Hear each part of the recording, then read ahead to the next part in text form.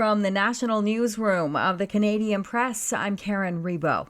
Not even 2 weeks after Hurricane Helene swamped the Florida coastline, Milton is Florida-bound.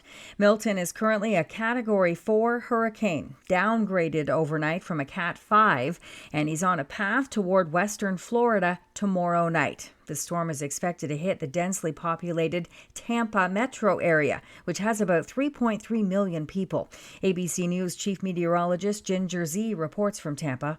With this storm, the landfall could be with the eye wall right along the bay. That St. Pete kind of peninsula that comes down, the extremely susceptible, extremely low-lying areas, and they haven't had it. We haven't seen this orientation where that front right quadrant comes right into Tampa Bay. It's a nightmare scenario. Traffic was thick on Interstate 75 heading north yesterday as evacuees fled in advance of the hurricane. Crews are also hurrying to clear debris left by Helene.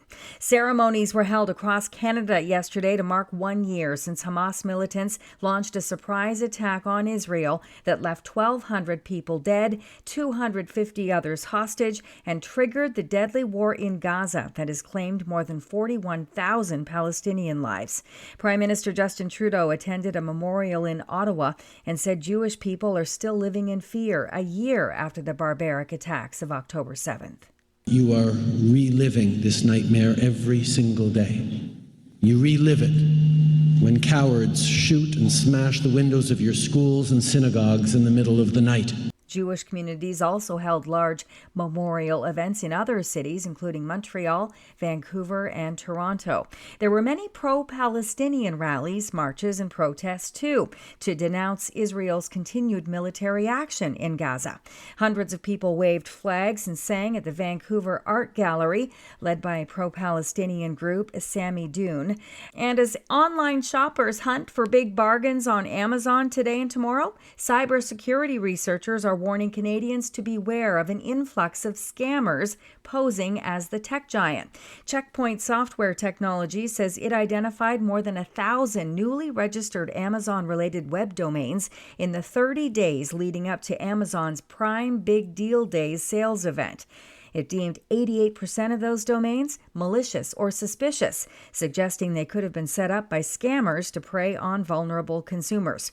Checkpoint's Robert Falzin says most of those domains are almost indiscernible from the real Amazon URL. Well, now it's getting harder because with all these domains registered that look so similar, it's tricking a lot of people, and that's the whole intent here.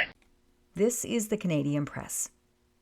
In sports, in baseball playoff action, both games of the American League Division Series are all tied up at 1 game apiece. The Kansas City Royals scored 4 times in the 4th inning and hung on to beat the New York Yankees 4-2 to tie that series up.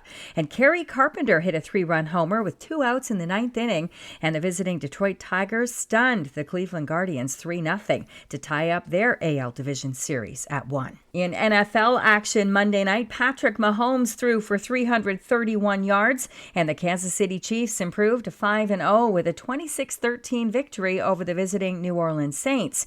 And the Utah Hockey Club is ready to start a new era as the team that relocated from Arizona to Salt Lake City this past spring will host the Chicago Blackhawks tonight in one of 3 games on the NHL's regular season schedule. The defending Stanley Cup champion Florida Panthers will host the Boston Bruins, and the St. Louis Blues visit the Seattle Kraken. From the Canadian Press, I'm Karen Rebo.